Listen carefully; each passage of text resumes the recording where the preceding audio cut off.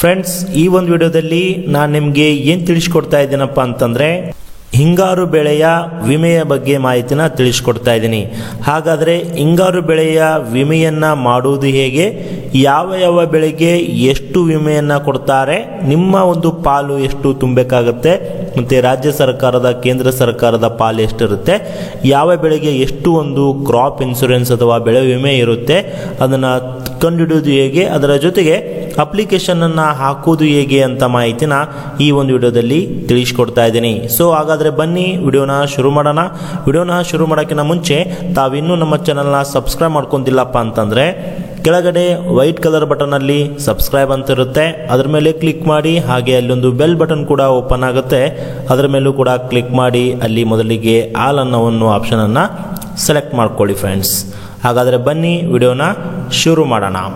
ಹೌದು ಫ್ರೆಂಡ್ಸ್, ಏನು ಹಿಂಗಾರು ಸೀಸನ್ ಸ್ಟಾರ್ಟ್ ಆಗಿದ್ದು ಹಿಂಗಾರು ಬೆಳೆಗಳಿಗೆ ಒಂದು ಇನ್ಶೂರೆನ್ಸನ್ನು ಮಾಡ್ಕೋಬೇಕಾಗಿದ್ರೆ ಮೊದಲು ನೀವು ಯಾವೆಲ್ಲ ಬೆಳೆಗೆ ಎಷ್ಟು ಇನ್ಶೂರೆನ್ಸನ್ನು ಕೊಡ್ತಾರೆ, ನಮ್ಮ ಪಾಲು ಎಷ್ಟು ಕಟ್ಟಬೇಕಾಗತ್ತೆ ಅನ್ನೋದನ್ನು ನೀವು ಇಲ್ಲಿ ತಿಳ್ಕೋಬೇಕಾಗತ್ತೆ. ಹಾಗಾದರೆ ಬನ್ನಿ ಯಾವ ರೀತಿಯಾಗಿ ನೀವು ನಿಮ್ಮ ಒಂದು ಹಿಂಗಾರು ಬೆಳೆಯ ಕ್ರಾಪ್ ಇನ್ಶೂರೆನ್ಸನ್ನು ಚೆಕ್ ಮಾಡುವುದು ಹೇಗೆ ಅಂತ ನಾನು ನಿಮಗೆ ತಿಳಿಸ್ಕೊಡ್ತೀನಿ. ಸೊ ಮೊದಲಿಗೆ ನೀವು ಸಂರಕ್ಷಣೆ ಅಂತ ಒಂದು ಅಫಿಷಿಯಲ್ ವೆಬ್ಸೈಟ್ ಇದೆ.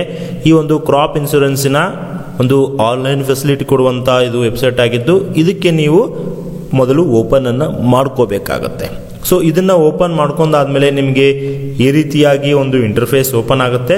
ಇಂಟರ್ಫೇಸ್ ಓಪನ್ ಆದಮೇಲೆ ಇಲ್ಲಿ ನೋಡ್ತಿರ್ಬೋದು ಕೆಳಗಡೆ ನಿಮಗೆ ಪ್ರೀಮಿಯಂ ಲೆಕ್ಕಾಚಾರ ಅಂತ. ಸೊ ಈ ಒಂದು ಆಪ್ಷನ್ ಮೇಲೆ ನೀವು ಕ್ಲಿಕ್ ಮಾಡಿ. ಈ ಒಂದು ಆಪ್ಷನ್ ಮೇಲೆ ಕ್ಲಿಕ್ ಮಾಡಿದಾಗ ಇಲ್ಲಿ ನಿಮ್ಮ ಒಂದು ಜಿಲ್ಲೆಯನ್ನು ಸೆಲೆಕ್ಟ್ ಮಾಡೋಕ್ಕೆ ಕೇಳುತ್ತೆ.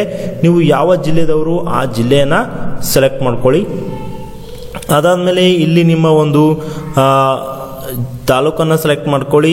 ಅದಾದಮೇಲೆ ಇಲ್ಲಿ ನಿಮ್ಮ ಒಂದು ಹೋಬಳಿನ ಸೆಲೆಕ್ಟ್ ಮಾಡ್ಕೊಂಡು ಇಲ್ಲಿ ನಿಮ್ಮ ಒಂದು ವಿಲೇಜನ್ನು ಸೆಲೆಕ್ಟ್ ಮಾಡ್ಕೊಳ್ಳಿ. ಸೊ ವಿಲೇಜನ್ನು ಸೆಲೆಕ್ಟ್ ಮಾಡ್ಕೊಂಡಾದ್ಮೇಲೆ ಆ ವಿಲೇಜ್ದಲ್ಲಿ ಎರಡು ರೀತಿಯಾಗಿ ಇಲ್ಲಿ ವಿಮೆಗೆ ಅವಕಾಶ ಇದೆ ಅಂತಲೇ ಹೇಳ್ಬೋದು. ಸೊ ಇಲ್ಲಿ ಏನು ಜೋಳ, ಒಂದು ಮಳೆ ಆಧಾರಿತ ಜೋಳ ಇದೆ, ಇನ್ನೊಂದು ನೀರಾವರಿಯ ಭತ್ತಕ್ಕೆ ನೀವು ಇಲ್ಲಿ ವಿಮೆಯನ್ನು ಮಾಡ್ಕೋಬೋದು.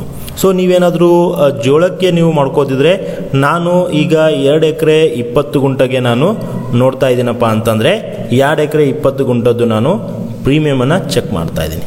ನೀವು ಕೂಡ ನಿಮ್ಮ ಒಂದು ಊರಿನ ಬೆಳೆ ಯಾವುದಿರುತ್ತೆ ಆ ಬೆಳೆಗೆ ಮಾತ್ರ ನೀವು ಒಂದು ಕ್ರಾಪ್ ಇನ್ಶೂರೆನ್ಸನ್ನು ಮಾಡ್ಕೋಬೇಕಾಗತ್ತೆ.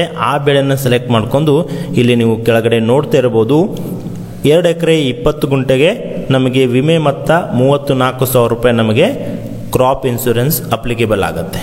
ಸೊ ಇದಕ್ಕೆ ನಾವು ಒಟ್ಟು ವಿಮೆಯ ಮೊತ್ತಕ್ಕೆ 3,600 ರೂಪಾಯಿ ಒಂದು ವಿಮೆ ಅಂದರೆ ಇನ್ಶೂರೆನ್ಸ್ ಅಮೌಂಟನ್ನು ಈಗ ಕಟ್ಟಬೇಕಾಗತ್ತೆ. ಅದರಲ್ಲಿ ಕೇವಲ ನಾವು 515 ರೂಪಾಯಿ ಅಷ್ಟೇ ಪೇ ಮಾಡಬೇಕು. ಮಿಕ್ಕಿದ ಹಣವನ್ನು ಕೇಂದ್ರ ಸರ್ಕಾರ ಮತ್ತು ರಾಜ್ಯ ಸರ್ಕಾರ ಪೇ ಮಾಡುತ್ತೆ. ಈಗ ನಾವು 515 ಪ್ರತಿ ಹೆಕ್ಟರ್ಗೆ ನಾವು ಪೇ ಮಾಡಿದ್ರೆ ನಮಗೆ ಕ್ರಾಪ್ ಏನಾದರೂ ಲಾಸ್ ಆದರೆ, ಕ್ರಾಪಲ್ಲಿ ಏನೋ ಸಮಸ್ಯೆ ಆದರೆ 34,000 ರೂಪಾಯಿ ತನಕ ಪ್ರತಿ ಹೆಕ್ಟರ್ಗೆ ಒಂದು ಇನ್ಶೂರೆನ್ಸ್ ಸಿಗುತ್ತಂತಲೇ ಹೇಳ್ಬೋದು ಫ್ರೆಂಡ್ಸ್.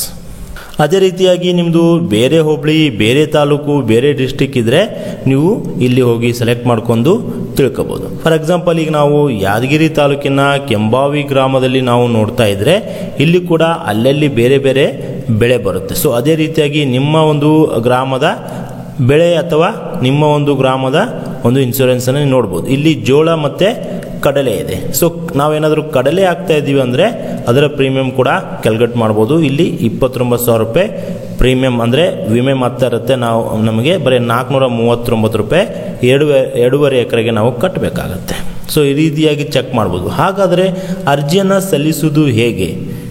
ಹಿಂಗಾರು ಬೆಳೆಯ ಒಂದು ಕ್ರಾಪ್ ಇನ್ಶೂರೆನ್ಸ್ ಅಥವಾ ಬೆಳೆ ವಿಮೆಯ ಅರ್ಜಿಯನ್ನು ಸಲ್ಲಿಸುವುದು ಹೇಗೆಪ್ಪ ಅಂತಂದರೆ ಇಲ್ಲಿ ನೋಡ್ತಿರ್ಬೋದು ಪ್ರಧಾನ ಮಂತ್ರಿ ಫಸಲ್ ಬಿಮಾ ಯೋಜನೆಯ ಅಫಿಷಿಯಲ್ ವೆಬ್ಸೈಟ್ಗೆ ಬಂದು ಇಲ್ಲಿ ಬೆಳೆ ವಿಮೆಗೆ ನೀವೇ ಸ್ವತಃ ಅರ್ಜಿಯನ್ನು ಸಲ್ಲಿಸಿ ಅನ್ನೋದೊಂದು ಆಪ್ಷನ್ ಇದೆ, ಫಾರ್ಮರ್ ಕಾರ್ನರ್.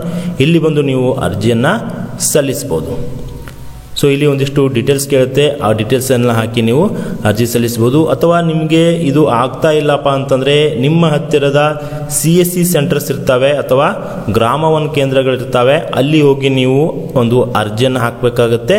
ಅಲ್ಲಿ ಕೂಡ ಎಷ್ಟು ಹಣ ಬರುತ್ತೆ ಅನ್ನೋದನ್ನು ಅವರು ಪ್ರೀಮಿಯಂ ಅಮೌಂಟನ್ನು ಹೇಳ್ತಾರೆ. ಆ ಅಮೌಂಟನ್ನು ನೀವು ಪೇ ಮಾಡಿದರೆ ನಿಮ್ಮ ಒಂದು ಬೆಳೆಯ ವಿಮೆಗೆ ಅದು ಅಪ್ಲಿಕೇಬಲ್ ಆಗಿ ನಿಮ್ಮ ಬೆಳೆ ಏನಾದರೂ ನಷ್ಟ ಆದರೆ ಅದರಿಂದ ನೀವು ವಿಮೆಯನ್ನು ಪಡಿಬೋದು ಫ್ರೆಂಡ್ಸ್. ಸೊ ಈ ರೀತಿಯಾಗಿ ಒಂದು ಅಪ್ಡೇಟ್ ಇತ್ತು, ತಿಳಿಸ್ಕೊಡೋಣಂತಹ ಈ ಒಂದು ಮಾಹಿತಿ ಮಾಡಿದ್ದೀನಿ. ಈ ಒಂದು ಮಾಹಿತಿ ನಿಮಗೆ ಇಷ್ಟ ಆಗಿದರೆ ವಿಡಿಯೋಗೆ ಲೈಕ್ ಮಾಡಿ, ಹಾಗೆ ಎಲ್ಲರಿಗೂ ಶೇರ್ ಮಾಡಿ ಫ್ರೆಂಡ್ಸ್. Thank you.